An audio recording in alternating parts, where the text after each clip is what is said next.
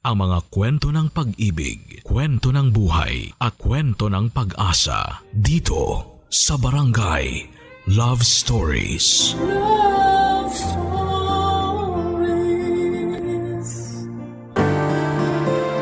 Marami tayong pinaniniwalaan na kadalasan ay ginagamit nating dahilan kung bakit may mga hindi umaayong desisyon sa ating buhay. Madalas nating isisi sa mga pinapaniwalaan nating ito kung bakit merong pumapalya sa ating ginagawa. Ikaw, kabarangay, ano ba ang mga pinapaniwalaan mo? Dear Papa Dudut, ako nga pala si Janina, 25 years old, isang babaeng naniniwala sa mga ganap sa universe. Isang babaeng malakas ang kutob na totoo ang astrology, lalo na ang Mercury retrograde na kadalasang kinakatakutan ng lahat ng nakakaalam nito. Bakit nga ba natatakot ang mga tao sa Mercury retrograde? Para sa kalaman ng iba, kapag Mercury retrograde ay maraming bumabagal at maraming nagkakaroon ng problema sa teknolohiya o delay, transportasyon, at maging komunikasyon. Dami nga rin daw ang relasyon natin sa mga tao. Kaya ina-advise ng astrologers na kapag sumasapit ang Mercury retrograde ay kailangan nating maging maingat sa mga sasabihin natin at mga gagawing desisyon. Huwag magpadalos-dalos. Pag-isipang mabuti ang lahat kung ayaw nating pumalya ang mga ganap sa buhay natin. Bilang isang batang lumaki sa piling ng mga magulang kong astrologers, sila ang madalas na nagpapaalala sa akin ng mga bagay-bagay na hindi ko dapat ginagawa o pwedeng gawin kapag may mga ganap sa ating kalawakan. Bata pa lamang ako ay namulat na rin po ako sa pagbabasa ng dyaryo, hindi para sa mga balita sa bansa o showbiz kundi para sa horoscope. Ang daily horoscope kasi ang basihan namin ng pamilya ko kung ano nga ba ang dapat gawin sa bawat araw para makaiwas sa mga problema. Pati nga ang kulay ng isusuot namin ay sinusunod din namin base sa horoscope namin sa araw na yon. Nakasanayan ko na yon hanggang sa pagtanda ko. Kahit nga sa pagpili ng magiging boyfriend ko, sa astrology pa rin ako kumakapit. Kasama ko ang dating kaklase at ngayon ay best friend kong si Tony sa pagkilate sa dalawang manliligaw ko, Papa Dudut.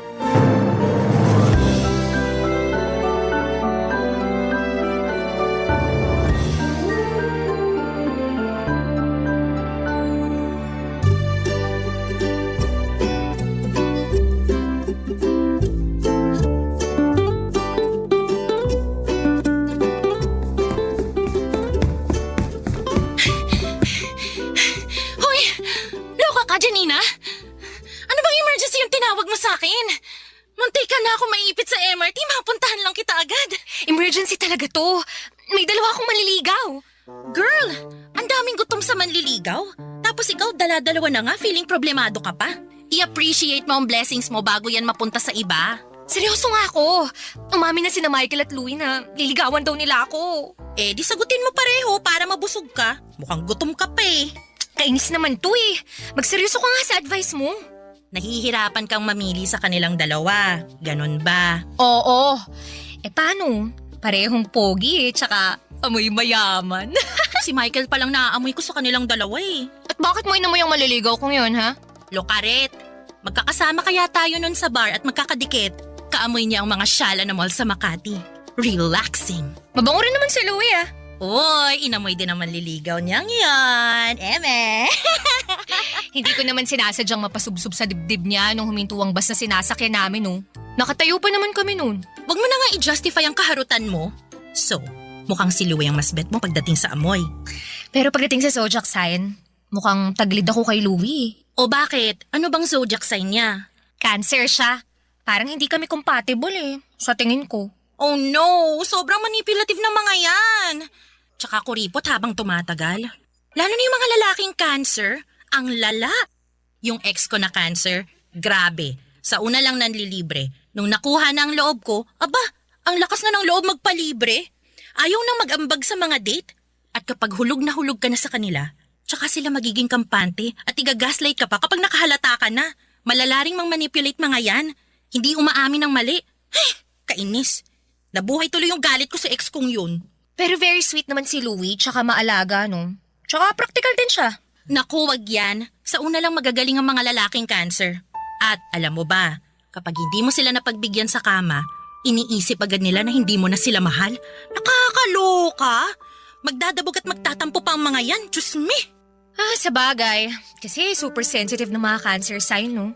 Tama. Kaya wag na yan, please. Sakit lang sa ulo mo yan. Tsaka, Aries ka, di ba?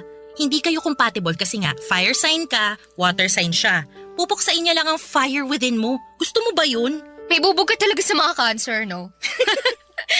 Oo, no. Trauma kaya inabot ko sa ex kong yun. Kaya iniiwas na kita sa heartbreak ngayon pa lang.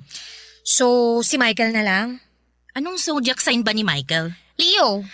Beth, masayang kausap yan. Life of the party ika nga. Kahit madalas, bida-bida na. Tsaka parehas kong fire sign, no? Oo, magkakaintindihan kayo sa pagiging passionate at intense. Tsaka loyal daw ang mga Leo. Oo, basta lagi mong pinibigay sa kanila yung atensyon mo. Ay, madali na yan. Alam mo naman ako kapag may jowa, sa kanya ako nagfo-focus. Buhos kung buhos. Hoy, magtira ka sa sarili mo ha. Huwag ka nang tanga katulad noon. Para namang walang napuntahan yung pangaral ko sa'yo.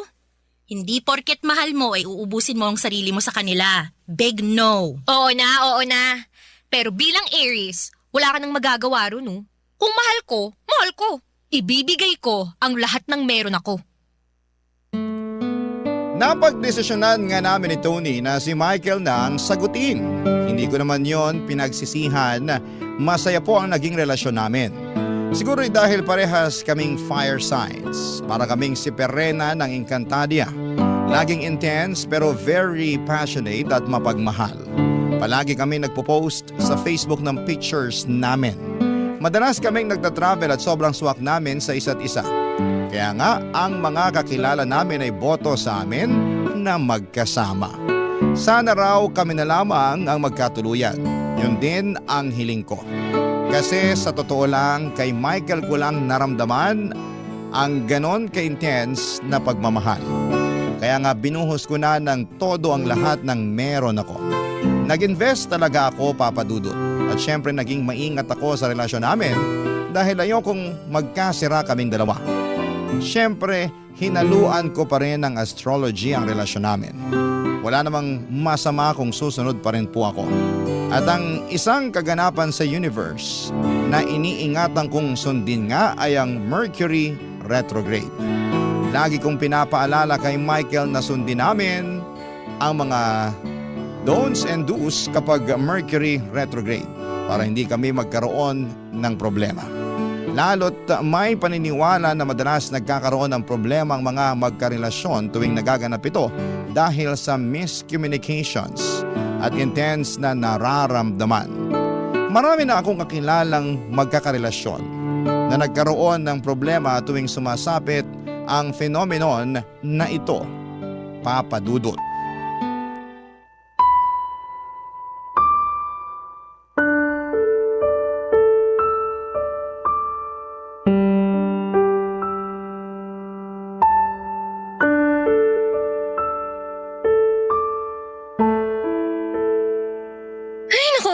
Nakakalokang maganap ngayon, babe. Okay ka lang? Oo naman. Sure ba? Para kasing wala ka sa mood eh.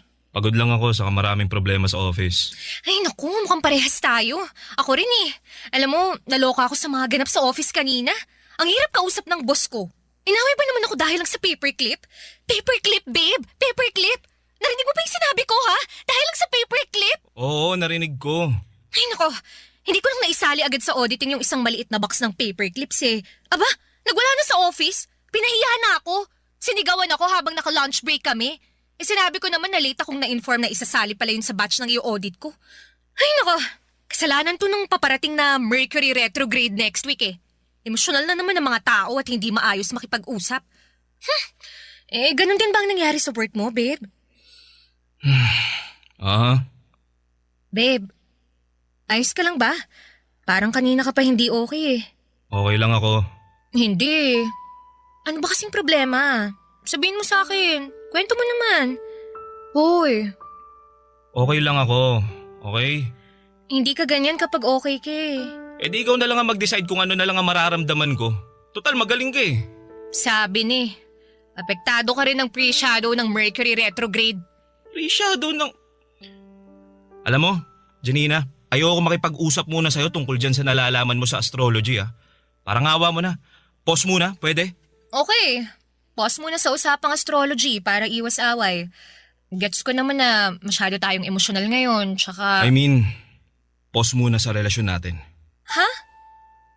Bakit? Anong pause? As in cool off? Oo. Kung ano man nung pagkakaintindi mo sa pause. Dahil lang sa astrology, gusto mo mag-cool off tayo? Hindi naman tungkol doon. Eh ano? Sabihin mo! Ipaintindi mo ng maayos sa akin. Kasi hindi ko alam kung epekto ba to ng Mercury retrograde. Kasi parang hindi ko naiintindihan ang gusto mong iparating eh. Sorry pero ang dami lang kasing pressure ngayon sa work ko. Kailangan kong mag-focus muna sa bagong projects na pinaplano namin ng boss ko. Malaking account to para sa akin at hindi ako dapat maging kampante. Nakasalalay ang promotion ko rito. At ang relasyon natin ang isasakripisyo mo para sa pangarap mo. Hindi ko naman sinasakripisyo. Di mo nagigets eh. Hindi ko talaga nagigets. Kasi malapit na ang Mercury retrograde. Malala ang miscommunications ngayon, kaya hindi tayo magkakaintindihan yan. Pwede ba tigil-tigilan mo muna yung Mercury retrograde na yan? Makinig ka munang maigi sa sasabihin ko. Hindi ko isasakripisyo ang relasyon natin. Pero gusto ko pause muna para makapag-focus ako sa projects ko ngayon. Pagkatapos ng projects ko, mag-uusap ulit tayo. Bakit hindi mo na lang ako diretsahin? Kasi mukhang papunta na rin sa hiwalayan to eh. Sa ganyan naman nagsisimula ang lahat ng hiwalayan eh. Kunwari, pause muna, cool off muna. Tapos kapag na-e-enjoy mo na yung pagiging single, hindi ka na babalik. Ganun ba ang mangyayari sa atin, Michael, ha? Ganun ba? O sige, para matapos na to at ma-validate na yung ino-overthink mo. Maghiwalay na tayo. Wala nang pause. Tapos na tayo. Nabigla ako sa nakita ko kay Michael Papadudut. Yun ang unang beses na nakita ko siyang nagalit sa akin. Yun din ang unang beses na nakipaghiwalay siya sa akin. Dati kasi kahit nagkakaroon kami ng away o tampuhan ay hindi kami pumupunta sa usapang hiwalayan. Kaya nga malakas ang loob ko na makipag-argue sa kanya noon tungkol sa hinihiling niyang pause sa akin. Kasi akala ko ay mapag-uusapan pa namin. Akala ko ay hindi na aabot sa cool off at mas lalong hindi na aabot sa hiwalayan. Pero mukhang napalala ko ang lahat dahil sa dulo, hiniwalayan niya ako. Mangyak-ngyak akong nagmakaawa sa kanya na pag-isipan niya ang desisyon niyang yon. Pero hindi na rin daw siya nakapagtimpi pa. Wala akong nagawa kundi ang umalis na. Bilang isang Aries, ma-pride ako at hindi ako basta-bastang magpapakita na talunan ako. Kahit na deep inside ay ang sakit na. Pinalipas ko ang ilang araw at linggo baka kasi matauhan na si Michael kapag binigay ko sa kanya ang space na kailangan niya. Panayang stalk ko sa Facebook niya para makita kung merong updates sa kanya. Gusto kong makita na malungkot siya. Tinitigan ko ang mga mata niya sa pictures para makita ang katulad ko. Nalulungkot din ba siya sa hiwalayan namin? Panay ang mga my day ko pero hindi naman niya binu-view. Wala na ba talaga siyang pakialam sa akin? Kahit sa mga post ko ay hindi rin niya nilalike, Papadudut. Samantalang dati segundo lang ang pinapalipas at makikita ko kaagad sa notifications ko na nag-like na siya sa pinost ko. Hindi na ba niya ako mahal, Papadudut? Sinakripisyo na ba talaga niya ang relasyon namin para sa trabaho niya? Ganon na ba kadaling bitawan ako? Barangay Love Stories. Barangay Love Stories. Kahit nahiwalay na kami ay panay pa rin ang message ko kay Michael. Palagi akong naka-I love you sa kanya. Hindi naman niya sinisin. Minsan kapag napipiko na ako sa pandededman niya sa akin ay minumura ko na siya. Pero kapag nahihimasmasan na ako ay saka ako magsusorry. Para na nga akong baliw noon dahil hindi niya pinapansin ang mga mensahe ko.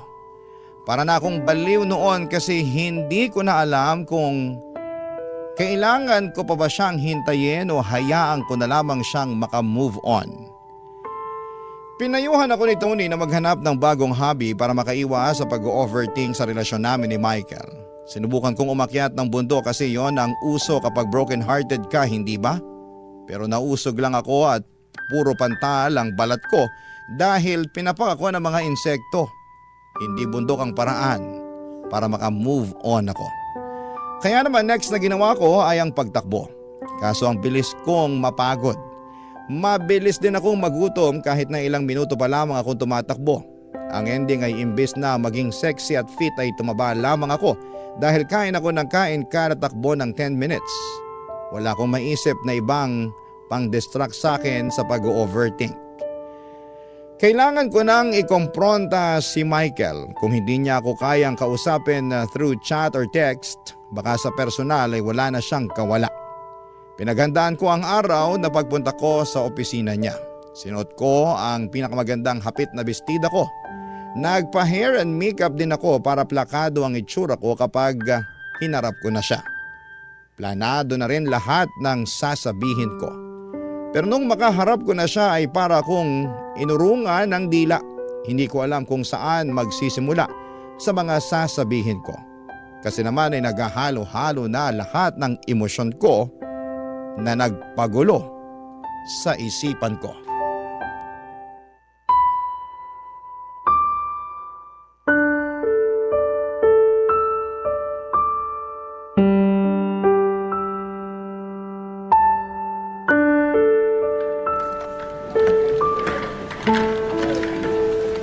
Janina? Anong ginagawa mo dito? Michael, mag-usap tayo. Mag-usap tayo. Huwag naman ngayon.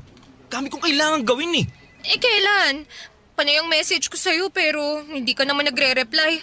Para akong tanga na naghihintay na mag-seen ka man lang. Diyos ko naman, Janina. Hindi lang ikaw ang hindi ko nire-replyan. Marami kayo, busy ako. Busy! Samantalang dati naman lagi kang nag-update sa akin. Noon yun kasi meron pang tayo. Pero ngayon, Huwag mo nang ituloy yan. klaro naman na, di ba? Tapos na tayo. Hindi tayo pwedeng matapos. Compatible tayo eh. Leo ka, Aries ako. Perfect match kasi parehas tayong passionate. Loyal, mapagmahal. Janina naman, hindi sa lahat ng pagkakataon gagamitin mo yung astrology. Yun lang kasi ang nakakasagot sa mga tanong sa isipan ko eh. Kasi ikaw ang damot mo. Ang damot mo sa mga sagot. Ayaw mo akong bigyan ng closure. Closure? Nibigay ko na sa'yo yun, di ba? Sinabi ko na ang dahilan kung bakit ako nakipaghiwalay. Hindi naman ako nagkulang sa'yo ng paliwanag. Hindi kita ginost. Nagpaalam ako sa'yo ng maayos.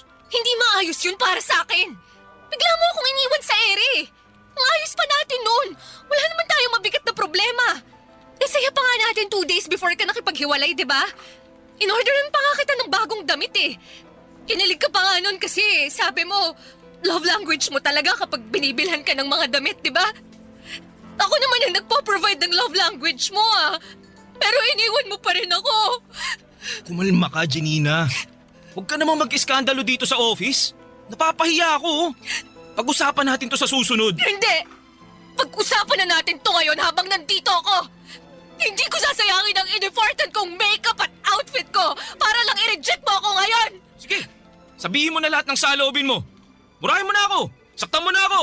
Yang hiya naman ako sa itsura mo. Hindi mo kasi maintindihan ang nararamdaman ko eh. Sobrang sakit nitong ginawa mo. Hindi mo ako binigyan ng chance na ipaglaban man lang tong relasyon natin. Ikaw kasi. Sabi ko naman sa'yo nung una, pause muna tayo sa relasyon. Ikaw tong nag-overthink, nahihiwalayan na kita. Kaya yun, na-trigger ako. Tinuluyan ko na. At mukhang tama naman ang desisyon ko. Na-trigger ka lang naman pala. Na bakit ka bumigay? Dahil yun sa Mercury retrograde eh. Mabilis talaga tayong pumitik sa ganitong sitwasyon. Awat na, Janina! Awat na sa Mercury na yan. Nakipaghiwalay ako sa'yo dahil gusto kong umabante sa karir ko. Gets mo ba? Hindi! Nadadala ka lang ng emosyon mo dahil Mercury retrograde ngayon. At apektado tayong fire signs. Napanood ko yun sa isang astrologer sa social media. Janina, tumigil ka na sa kabaliwan mo. Ikaw na lang ang naniniwala sa mga kalokohan dyan sa astrology na yan eh. Ginagawa mo lang tanga ang sarili mo. Umayos ka nga. Kaya mabuti pa umalis ka na. Umalis ka na! Alis!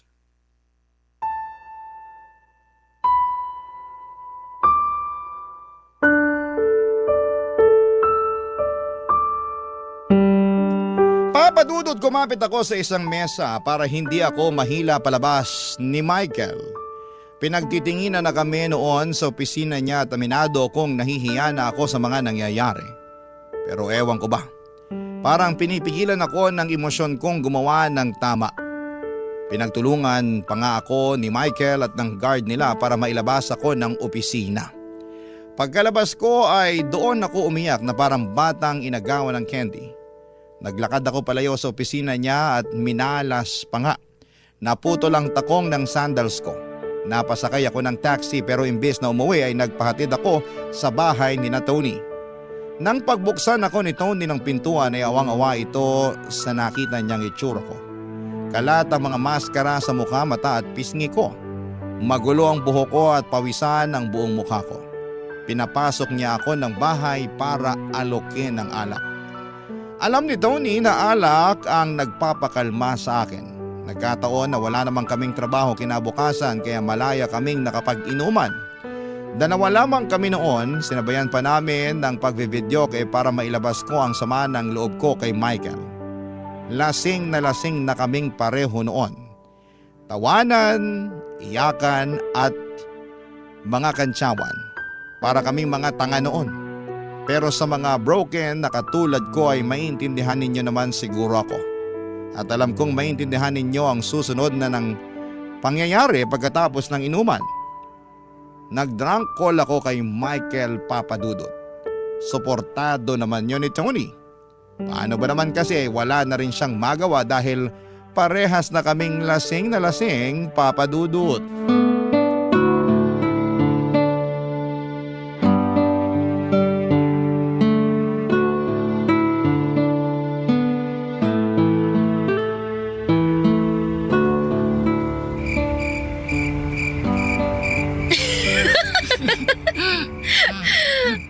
Talagang pulutan, ha?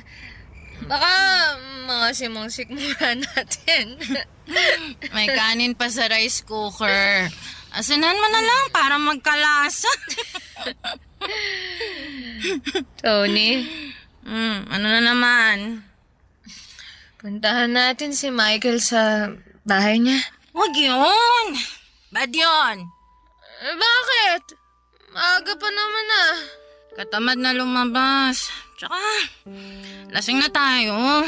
Hindi ako lasing, no? Baka ikaw. Alam ko na. Tawagan mo na lang si Michael. Usap kayo. Yung loudspeaker mo para marinig ko, okay? Drunk call ba tawag doon? Akala ko ba hindi ka lasing? Drunk call. Para lang sa mga lasing yun. Di lasing na lang ako para makausap ko siya. Teka, tawagan natin ah. Sana di pa niya ako blinak.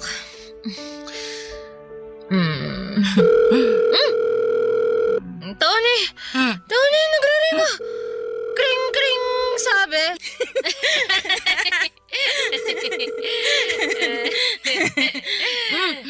Order tayo ng pizza pagkatapos mong kausapin si Michael, ha? Tsaka gulay. Trentahin na tayo eh. Kailangan na natin ng gulay. Huwag kang maingay. Yan na. Hello? Hello, Michael. Jowa mo to, si Janina. Lasing ka ba? Hindi ah. Si Tony lang. Ano ako? Hi, Michael. Pahinga na nga kayo, Janina. Lasing na kayo pareho ni Tony eh. Okay lang ako, no? Usap naman tayo. Bakit mo naman ako kinaladkad palabas ng office niyo kanina? Nabali tuloy yung takong ko. Ayokong kausapin ka, Janina. Lasing ka na. Itulog mo na yan. Hindi. Kausapin mo ako ngayon. Huwag mo naman akong gawing tanga palagi. Hindi porket mahal na mahal kita. Gaganituhin mo na lang ako. Babastusin at pagmumukhaing tanga.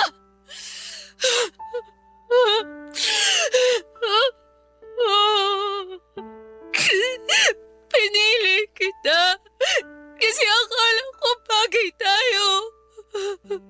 Akala ko hindi ako masasaktan sa'yo kasi nga compatible yung zodiac signs natin, di ba? Yan ka na naman eh. Nakukurta ng utak kong makinig sa mga pa-zodiac signs mo. Nakukurta na rin ang isip ko kung bakit ganun lang kadali para sa'yo na iwan ako. Ganun na lang ba yun, Michael? Itatapon mo na lang lahat ng pinaghirapan nating buuin noon? Kasi ano? May pangarap ka? May pangarap din naman ako Pero hindi kita nilaglag para makamit ko yon. Sinama kita sa pangarap ko kasi mahal kita. Pero bakit hindi mo yan magawa para sa akin? Kaiba tayo. Magkaiba tayo? Samantalang dati, nung nanliligaw ka pa lang sa akin, lagi mong sinasabi na magkaparehas tayo. Nasaan na yun ngayon? Nasaan na? Janina, tao lang ako. Nagbabago. Huwag mong iparamdam sa akin na mali ang desisyon kong magbago. Hindi mo hawak ang buhay ko, Janina. Huwag mo kong kontrolin ang pagmamahal mo. Kahit kailan hindi kita kinontrol. Malaya mo ang nagawa lahat ng gusto mo, di ba? Pero parang nasobrahan ka naman sa kalayaan. Kasi ginamit mo yon para pakawalan ako. Paano ako, Michael? Paano ako? Makakahanap ka pa ng iba. Ayoko sa iba. Sa'yo lang ako, di ba? Janina, tapos na itong usapan na to. I'm sorry. Pero sana makamove on ka na. Sige na. Michael! Michael! Michael! Tony! Tony, binaba niya yung tawag. Tony, ayaw na niya sa akin.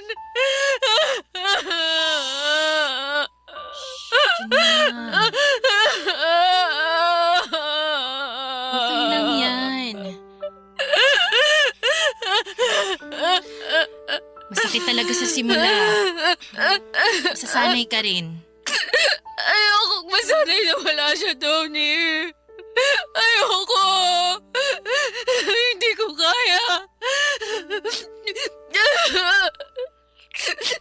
Tawagan ulit natin siya, please. Wag na. Ama na. Nagawa mo na lang tanga yung sarili mo eh. Hindi. Tatawagan ko siya ulit. Mag-uusap kami. Mapapapayag ko siyang makipagbalikan sa akin. Teka, tatawagan ko siya ulit. Tony, bakit ganun? Bakit ayaw mag-ring? Rinak na ba ako agad ni Michael? Akin na yung cellphone mo. Tawagan natin siya dyan. No. Tama na. Janina, wag kang tanga. Ayaw niya na sa'yo. Tama na. Tanggapin mo na lang. Ayoko. Hindi pwede. Ayoko.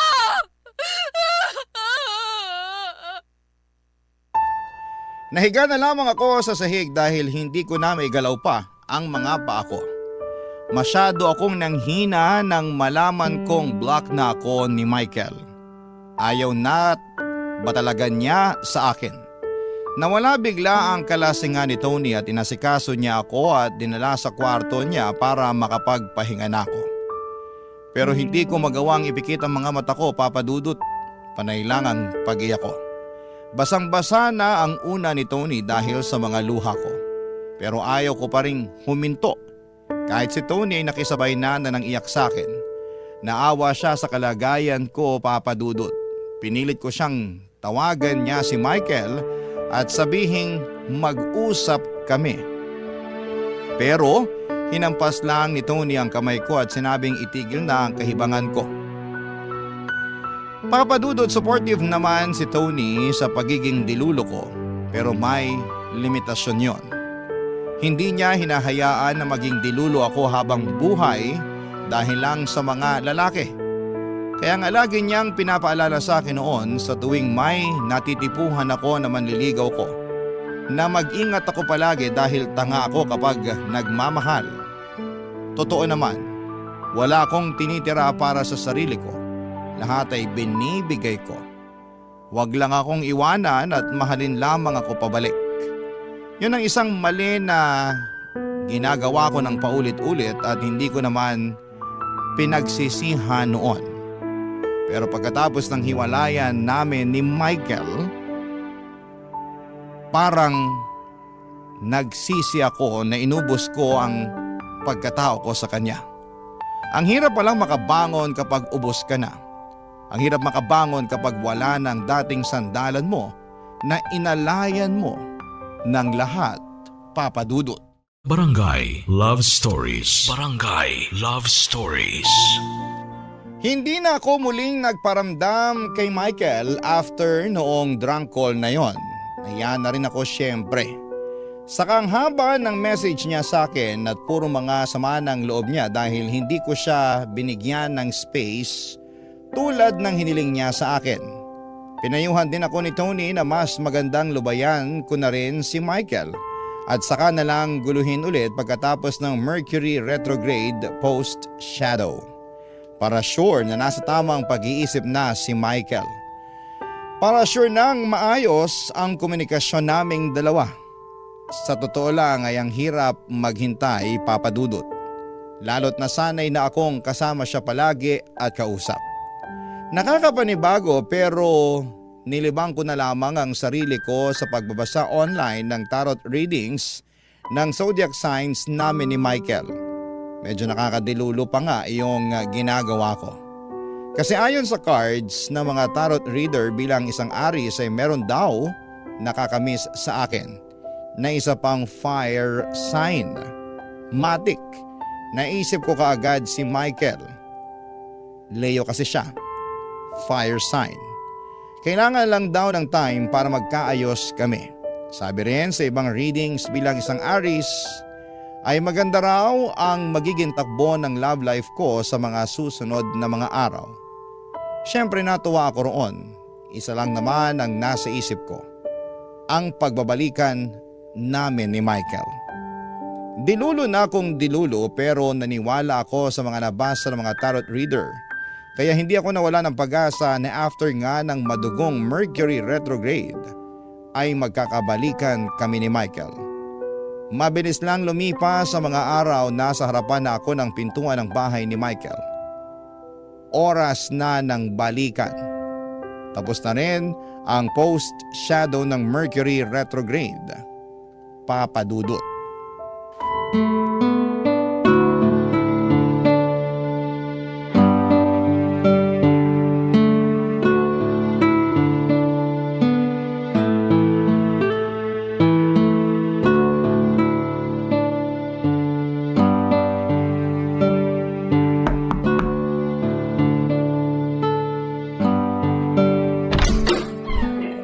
Hi, Michael.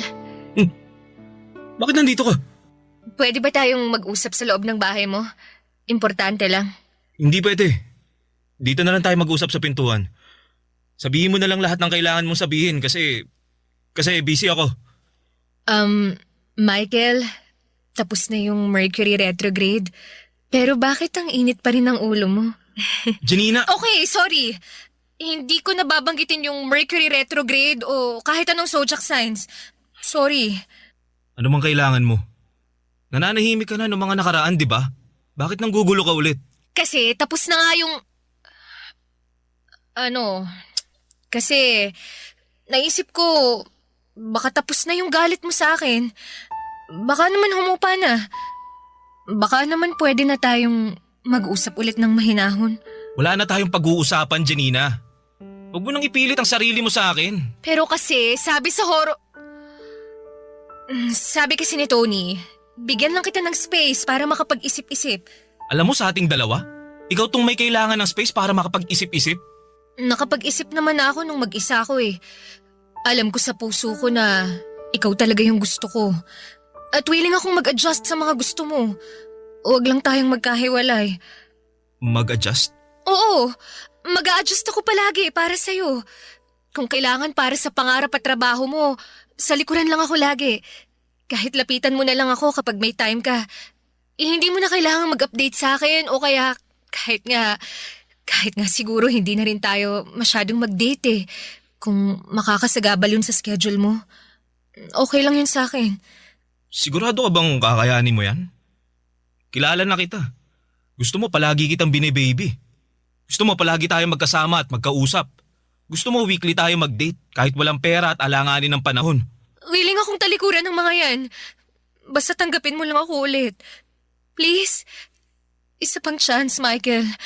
Magbabago na ako. Sigurado ka ba? Oo! Bumalik ka lang. Kahit ano gagawin ko. Totohanin mo lang lahat ng salita mo ha? Kasi hindi ikaw ang priority ko sa buhay ko ngayon. Career ko. Oo! Gets ko yan. Okay lang kahit hindi ako kasali sa priorities mo. Sigurado ka ba dyan? Kasi kung sakaling magkabalikan na tayo, hindi na talaga kita isasali sa priorities ko. Oo naman. Hello? Moderno na tayo ngayon, di ba? Career naman talaga dapat ang una bago ang love life eh. Walang magtatampo kapag hindi nag-update? Kahit isang buwan ka pang hindi makipag-usap sa akin kapag busy ka. Okay lang. Hindi ako mag-overthink. Promise. Kung gano'n naman pala, di sige. Pumapayag na ako. Tayo na ulit. Talaga ba? Totoo ba yan? Oo nga. Thank you ah! I love you! Salamat. Pinalikan mo ako. Oo na, sige na. Tama ng drama. Umuwi ka na muna sa inyo. Sa susunod na tayo mag-usap. May gagawin lang ako. Sige na. Sige, ingat ka ah. I love you!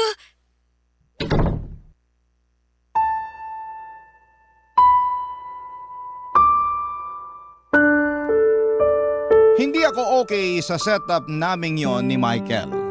Umuo lamang ako kasi bilang isang babaeng desperadong makipagbalikan sa ex niya. Sasabihin at gagawin mo ang lahat, hindi ba? Bumalik lamang siya sa buhay mo. Lahat ay gagawin mo. At tinotoo nga ni Michael ang naging usapan namin. Naramdaman kong hindi na niya ako priority sa buhay niya. Kahit nga isingit man lamang ako sa top 10 ng priorities niya ay wala pa rin. Hindi naman ako makaangal kasi ako naman ang may gusto noon, hindi ba? Kasalanan ko pa rin naman. Sa pagdaan ng mga araw ay doon ko naramdaman ang malaking pagbabago sa dynamics ng relasyon namin ni Michael. Halos hindi na nga ako nito ina-update sa mga ganap niya sa buhay niya. Kahit sabihin man lang sa akin kung nakapasok na ba siya sa work or kung nakauwi na ba siya. Mula nung nagkamalikan kami ay hindi na rin kami nagde-date pa. Halos hindi ko na siya makita dahil busy na siya sa work niya. Ang monthsary namin ay hindi na rin niya naaalala.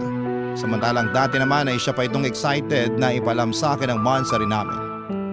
Ang bilis ng pagbabago. Hindi ako makahabol, nag-overthink ako.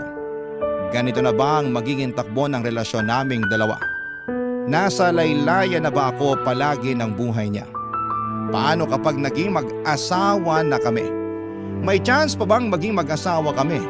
Para makaiwas sa mga ganitong malulungkot na pag-iisip, madalas kong inaaya si Tony para makahinga naman kahit papaano.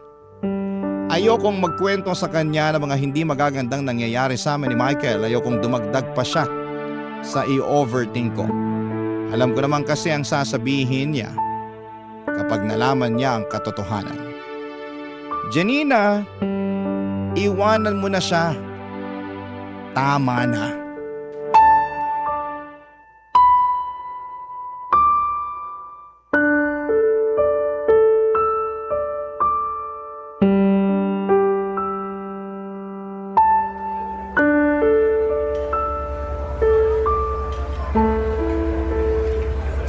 Alam mo, habang tumatagal, pumapait ang kape sa coffee shop na to. Pansin mo? Lahat naman ng bagay, pumapait talaga kapag tumagal na. Ay, hala siya.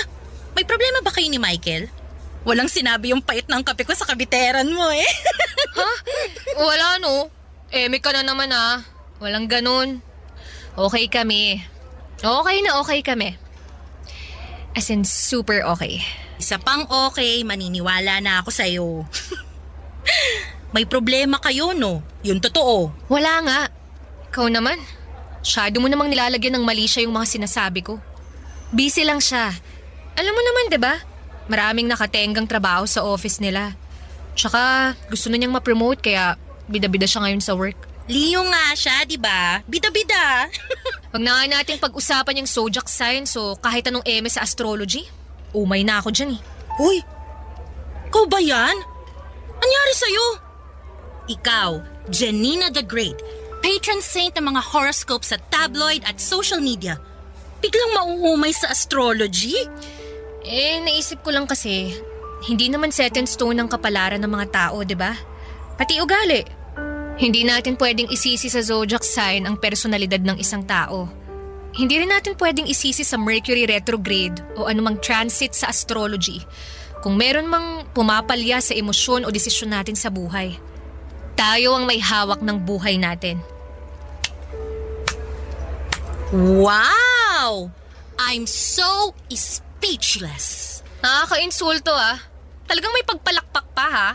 Kasi naman, bata ka pa lang, kapit na kapit ka na sa astrology. Bakit biglang nagbagong lahat? May sasabihin ako ah. Pero wag mo akong i-judge, okay?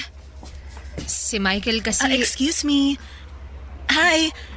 Ikaw si Janina, di ba? Girlfriend ni Michael? Siya nga. Sino ka? So, nagkabalikan na nga talaga kayo. Nakaka-happy naman. Alam mong nagkahiwalay kami? Oo, nakwento niya na sa akin noon. Ganon kayo ka-close ni Michael? Ano bang pangalan mo? Oo nga pala. Ako si Casey. Ako naman si Tony, BFF ni Janina. Hello. Siguro, oras na rin para umamin. Ayoko ng karma eh. Total, it's all in the past naman na. Pwede bang maging honest ako sa inyo? Bakit parang kinakabahan ako sa sasabihin mo? Sabi ko naman, di ba? It's all in the past na. Isa pa, okay naman na kayo ni Michael. Nagkamabutihan kasi kami ng ilang buwan ni Michael. Kasi nagkasama kami sa isang project namin sa office. Doon kami naging close at ayun, nagkaroon ng harutan. Nung una, hindi ko naman sineryoso yung harutan na yun. Pangpalipas oras at pangtanggal stress lang yun for me. Kaya lang, itong si Michael... Anong si Michael? Ang bilis ma-fall. Kaya ayun, inifortan ako. Di na-fall din ako. Pero hindi naman masyado. Kasi natatakot pa rin ako makipagrelasyon sa kanya. Ayoko namang maging kabit, no? Alam kong kayo pa nun. Kaya sabi niya, hihiwalayan ka na niya para lang malinis kaming makapagsimula. Umayag ako. Nabalitaan ko na lang na nakipaghiwalay na nga siya sa'yo. Kaya lang days after that, nakonsyensya naman ako. Ang hirap pala pag nakukonsyensya. Lalo na kung nakakasakit ako ng kapwa ko babae. Kaya tinapos ko na rin yung relasyon namin.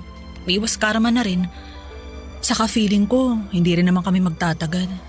Baka nga kayo talaga para sa isa't isa. Baka ginawa lang akong instrument ng universe para mapagtibay ang relasyon yung dalawa. Uy, teka lang ha. Tumatawag yung boss ko. Sagutin ko lang. Tsikahan tayo later ha. Hello, sir? Janina, ano yun? Ibig sabihin... Wag mo nang ituloy, Tony. Alam ko na kung anong nangyari. Alam ko na ang tunay na dahilan kung bakit binalikan ako ni Michael.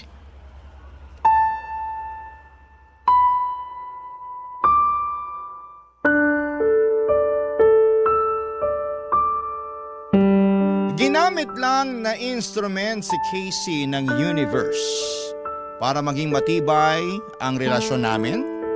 O pinadala siya ng universe para bumukas ang mga mata ko at itigil na ang kahibangan ko? Na wala na akong dapat ayusing relasyon kundi ang relasyon ko sa sarili ko. Doon pa lang ay nag-sink in sa akin kung ilang beses kong tinalikuran ng sarili ko sa pag-asa na mahalin ako ng mga taong gusto kong manatili sa buhay ko. Sa proseso ng pagmamahal ko sa iba, wala akong pagmamahal na tinira para sa sarili ko. Natulala na lamang ako at nakatitig na lamang sa akin si Tony. Handa nang sabihin ang paulit-ulit niyang linya sa tuwing nagkakamali ako ng lalaking pinipili. Janina, iwanan mo na siya, tama na. At nang bitawan na ni Tony ang linyang yon, alam kong tama siya. Kailangan na. Iiwan ko na si Michael at hindi na babalikan pa. Walang paalam na umalis ako sa relasyon namin ni Michael at hindi ko na pinaalam sa kanya ang tungkol sa usapan namin ni Casey. Hayaan ko na lamang ang universe ang magsabi sa kanya noon through other people or situations. Hindi manggagaling sa akin yon dahil hindi niya deserve ang explanation mula sa akin. Mula nang nawala ako sa buhay niya ay hindi ako tinigilan ni Michael na i-chat at kumustahin. Nagtatanong kung bakit ginost ko siya. Wala siyang nakuhang reply sa akin at sa ngayon ay nagpatuloy ako sa buhay ko kahit masakit. Ang dami kong bagay na inaaral ngayon sa sarili ko. Nasa proseso ako ng pagkilala sa akin. Ang daming beses na umiiyak ako kapag naaalala ko kung ilang beses kong tinalikuran ng sarili ko noon para sa mga maling tao. Pero hindi na ako papayag na maulit pa yon dahil wala akong ibang gustong mangyari kundi mahanap muli ang pagmamahal para sa sarili ko. Maraming salamat po sa pagbasa ng liham ko, Papa Dudut. Ako ang inyong kapuso at kabarangay forever, Janina. Anong say mo sa Barangay Love Stories na ito? Pagkwentuhan natin sa comment section yan.